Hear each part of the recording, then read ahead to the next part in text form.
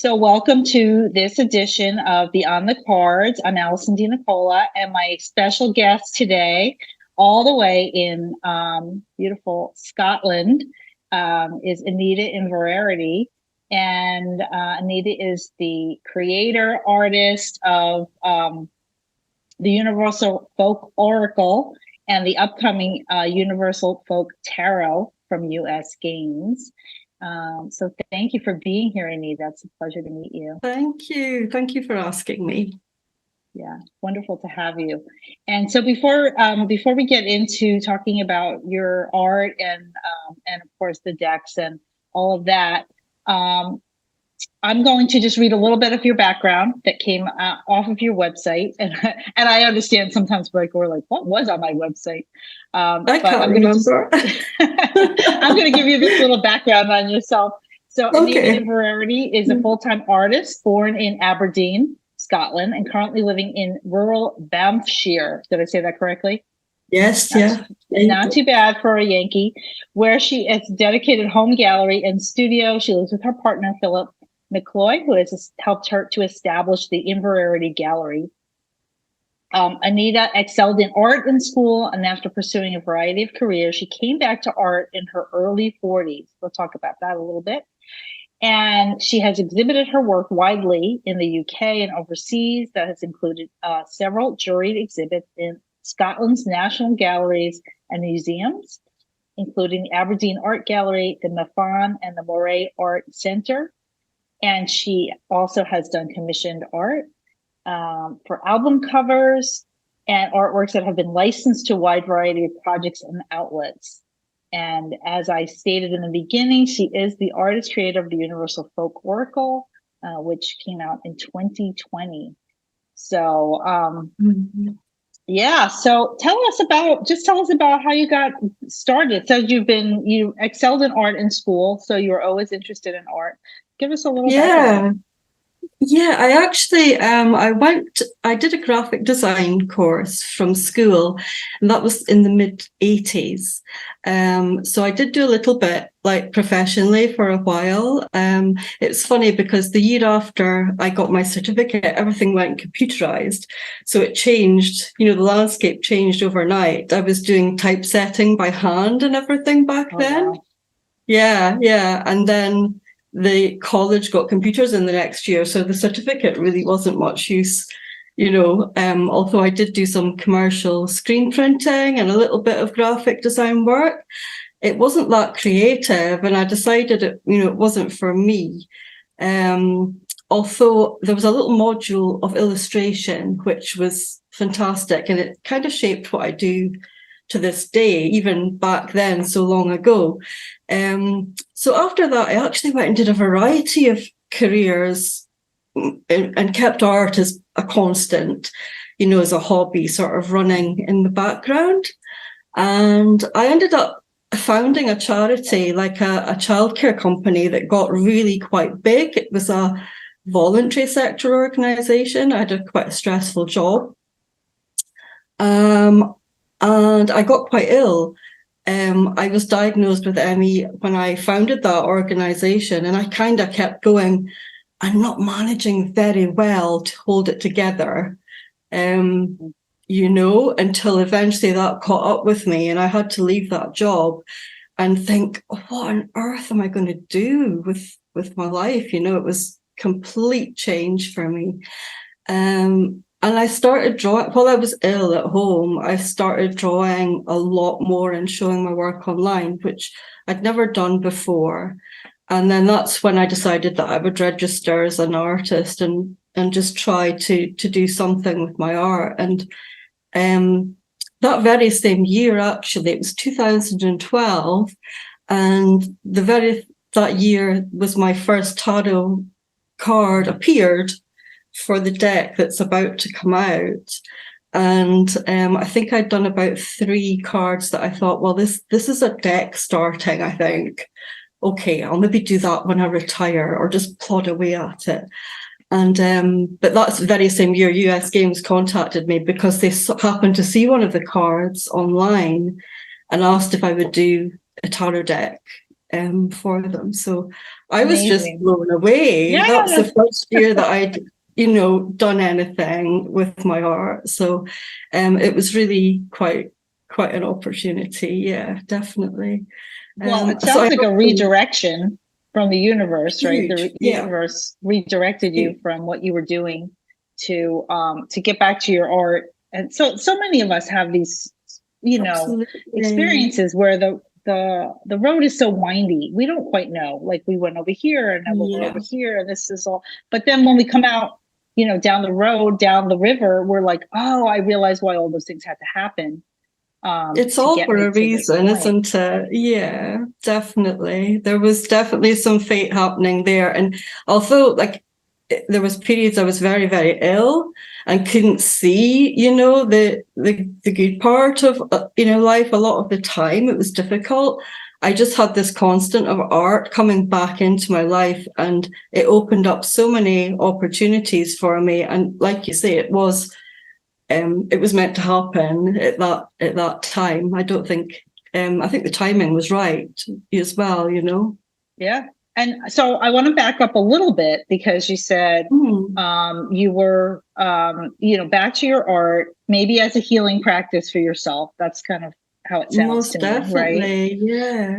But you were playing around with the tarot. So what was your tarot experience? Like you didn't just discover tarot at that Oh moment, yeah, right? yeah. So I So think tell I us. got Yeah. a deck when I was about 16, and was just very curious about it, very intrigued by the imagery and the art, of course. And I was started reading for myself and occasionally for other people. And it's been a constant actually in my life as well. So it's run parallel with my art. And I think I always knew that I would do a deck one day. Um, I didn't really read professionally. I had a friend who was a professional tarot reader, and I did workshops with her in the early 90s, where I was doing like crystal work and meditation and guided visualization, and she was doing a tarot course. So I actually learned quite a bit from a friend, and I didn't deepen into it until much later when I started, getting into the transformational side of it and really going deeper with the cards as a tool to use, not just divination, but proper work and healing work. And that's what interests me now. That's definitely what I tried to put layers of that into the new deck, and still have it readable, but also just try and give it some really juicy sort of guidance material in the deck as well. I love that. I'm so excited. I wasn't able to bring it with me, but as I was leaving the office recently, so whenever we're listening to this gets aired, probably the deck will be, en route to the US, definitely, and hopefully to the UK at the same time. But the printing proofs had come in, and so it's so beautiful to see them all on one sheet. The art Thank you. is so distinctive and so special. And so, what was the first card that came through? What was was it a major arcana? Was it a It, archetypal card? it actually changed. Like the first it was quite a big scale drawing that I did. And I thought, oh, this is my Empress card. It was a piece called Flora's Garden. Um, and that's when I knew I was on doing tarot and there was going to be more coming. But actually, when I came to do the deck and work on the deck, she ended up swapping into the suit of pentacles, and I actually did a new card for my Empress. So that was kind of funny how that worked out. But yeah, the Empress energy came through first, I I love would it. I say. love it. Yeah. And I think that the Queen of Pentacles and the Empress have a lot in common. For Yeah. for most of us that are familiar with that. So I can see, Mm-hmm. and I know that that you did bring some of the original art from the tarot with you today. So I wondered if you might share an image or two of what. Oh, what sure. Yeah. Can I just yeah. go and Sure. talk Yeah. about it? And so as she's describing the original art, we just chatted about that beforehand. It's such an amazing thing to think about artists and how much work hand art goes into creating an original tarot deck. And not to dismiss any graphic artists or anybody that creates in a different way, but when we're talking about multi-layered, as you said, art that's being created, not only, pen and ink on paperboard or, on canvas, but also the intention that comes from your heart that's imprinted into that image of what you want this to represent. And then I'm kind of getting chills because then, we get to create that into a tactile, handheld art volume, which is what tarot really, helps us to represent. And it's very special. So thank you. Yeah. I think the time spent, because my work's all pen and ink, hand drawn, and I started off doing really large scale and had to scale it down a little bit. It's so time consuming that it's like a meditation in itself.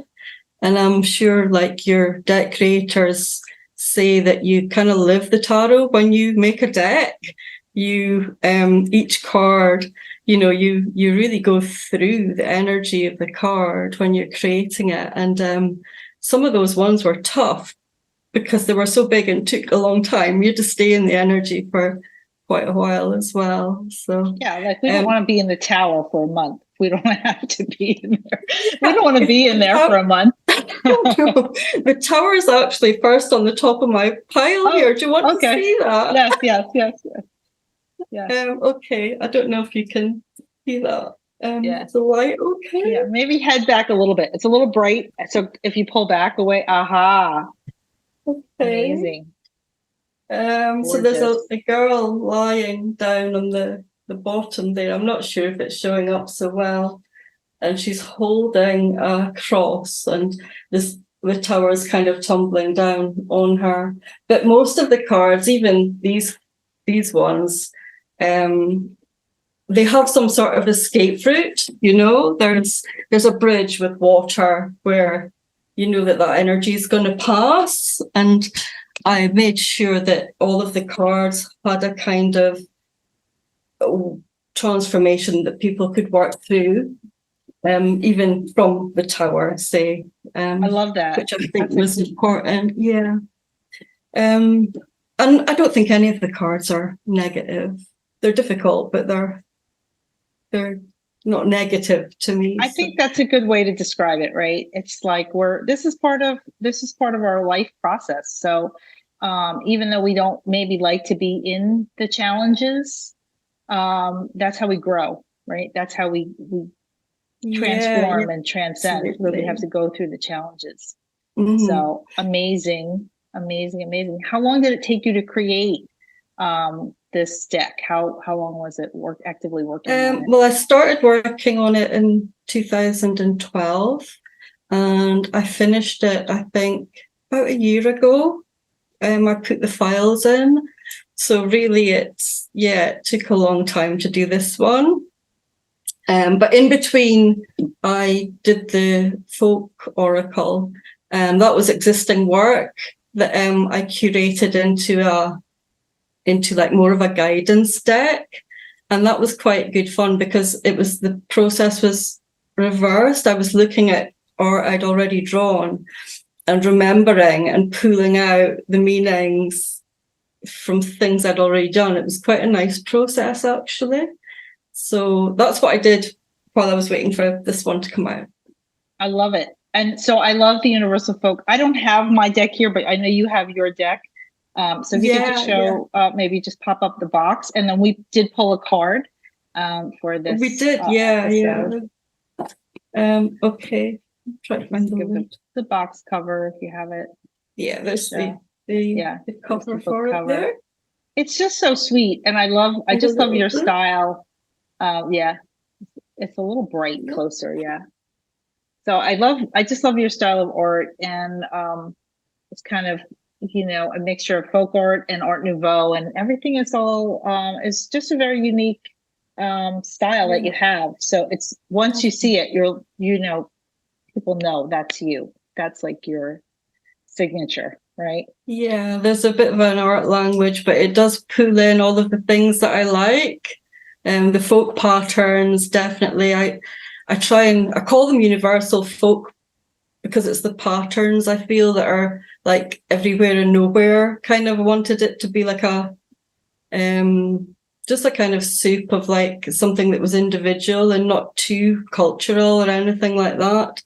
And just so that's kind of where I got those titles from, actually. It was the patterning and the textures and the costumes and things, and making it like an otherworldly place of its own sort of thing. I love it. But you do have some Scotch, some, heritage in there, right? Definitely. I'd say even more so in the tarot deck. I used a lot of places that I know, like castles and places that I actually visit.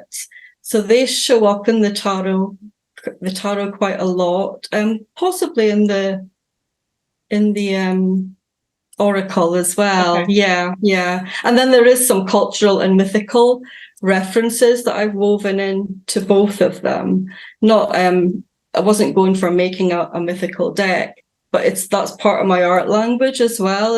If I find a myth that tells a story for me, then I'm really, drawn to use it. And I did do that a lot in the tarot deck. Yeah, for sure. Yeah. I love it. Well, so there's so much mythological storytelling, from my understanding, especially in the northern, like up in the Highlands and up in Scotland, and things that I've read about. And so I'm going to ask you if this is true or not. That, Scotland is I know that there's, this is very spiritual, like maybe it's a subculture, right? Under the surface country, and with a lot of longevity in folklore that goes really far back.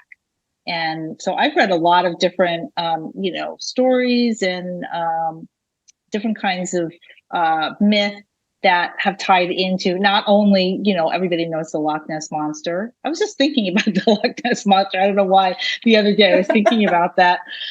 We drew that card earlier with the Loch Ness with Occult Castle. So, but not only that, but, just up in like the Summer Islands and different places where there's just so much, I guess, embracing not only the modern world, but going back and embracing the roots, right? The ancestral world of Scotland, which is so old and ancient, all of the invaders that came down and all of really, hundreds and hundreds of years of inhabitant.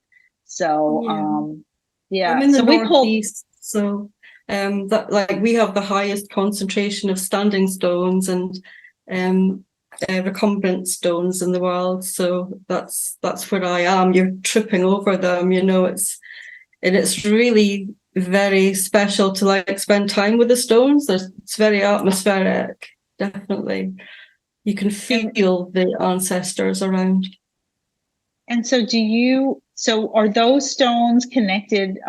Do you feel that they're connected, all of them, through the British Isles, like all the way down to Avebury and Stonehenge and the different circles? I think it was definitely linked. They were building the same sort of structures, weren't they? And the concentrations of them vary, but they're everywhere, and there was definitely something going on then, for sure, definitely. Awesome. So we have, so let's show the card that we pulled for our meetup from the Universal Folk Oracle. Cool. So it was 22, which is mystery. I have to look these up because I did them so long ago. But it's a lady, and she's on the banks of Loch Ness, and Occult Castle is in the background there. So that's a real castle, and she has binoculars around her neck, I think. Hold on. Yeah, she has a looking glass, and then she has a purse with the Loch Ness monster on it. And so the card's all about just mysteries and the deep, what's below that we can't see, what's under the surface. And that was the theme of that card. So I thought she fitted. Like I say, I had to pull from existing artwork to make my themes for the deck. So that seemed to fit. And her other words are revelations, discovery, secrets, and unveil. I love it. So do you find that you're reading with your deck? I know you said you had a tarot practice. Yeah. I use Rider-Waite for my tarot readings. But I'm excited to get the new deck, obviously, because I read for a few friends, and often I refer to my own deck. I'll say, okay, we've got that there in front of us. Let's go and have a look at what I drew for that. And I can maybe delve into more layers of the imagery that I've put into the costumes and things. And so I have been kind of got a little toe in reading with it anyway. And I'm excited to see how the Oracle talks to the tarot, because I think they'll be quite good friends when that comes out. I use my Oracle for daily draws and inspiration more. It's quite a friendly, sort of gentle deck with inspirations, things you can do to, sort of self-care, that kind of thing. I love it. So how has this, what can you share for other artists, creators, people who, maybe have that same kind of, passion for art, or even just feel like, oh, the tarot is talking to me, or oracles are speaking to me, and I'm going to create this. What's a piece of wisdom maybe that you could share about, the process? I think if you want to do a deck, absolutely go for it. I mean, you get a lot out of it personally just by creating it, or whether it's the art or the writing.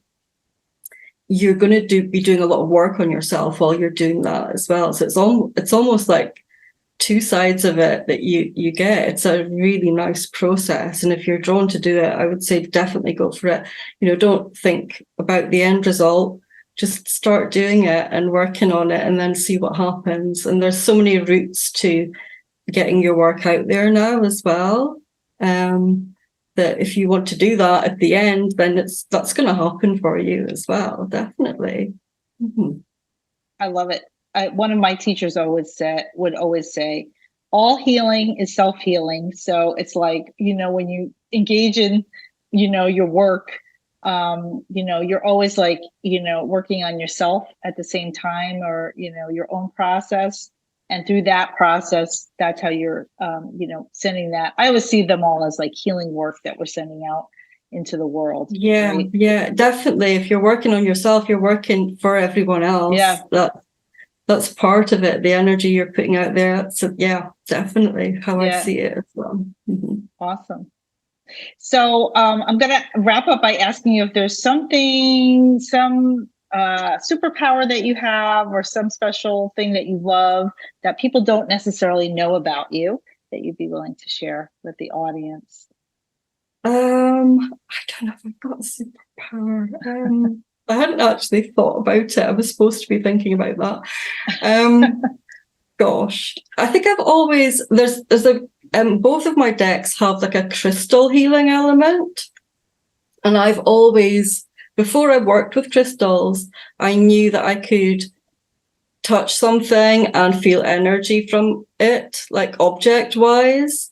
So I've always kind of had that as a kind of extra gift layer, or a gift or something, I think. Yeah. If someone's made a piece of pottery, I can hold that in my hands and actually feel the joy that person had making it. So that's kind of something that I've been aware of from childhood, that is maybe a superpower. I don't know, but it led me to crystals. Yeah. So yeah, maybe. Beautiful. Thank you so much for sharing that. I love that. Psychometry, right? Isn't that what they call it? Where you can yes, I was trying to think of the word. It escaped me for a minute. Yeah. So it's such a pleasure to meet you, and your art really is so beautiful and distinct. I cannot wait. Hoping the time moves really quickly on Thank Universal you. Folk Tarot for showing up. I'm excited. Yeah, yeah, Mhm. and tell us what's next. Is there anything new that you're working on, or anything that you feel Yeah, I kind excited of about? got the deck bug. I mean, I do a lot of working just on shows and things and that side of my art, but I'm working or tentatively working on my own deck around a card, around a bird theme at the moment, because I love drawing birds. And the idea behind this one is it's more of a group work thing. So there's a lot of like world healing, and it'll cover all the continents and also a mythical kind of suit section as well. But it's quite early days. I have started working on that, and that's just something I wanted to do. And then another publisher contacted me to do like a messages deck, which is just the little inspirational messages are on the backs of the card. And that's quite a nice immediate idea. So I'm just curating some of my existing work to do a messages deck as well. So there is some decks happening in the background, Awesome. definitely. I love it. Well, thank you so much, Anita. It was really a pleasure to talk to you, and sending you so much light, love, and healing blessings on your new tarot when it comes. And thank you for spending time with us today at Beyond the Cards. Thank you so much. It was a pleasure. Thank you, Ali.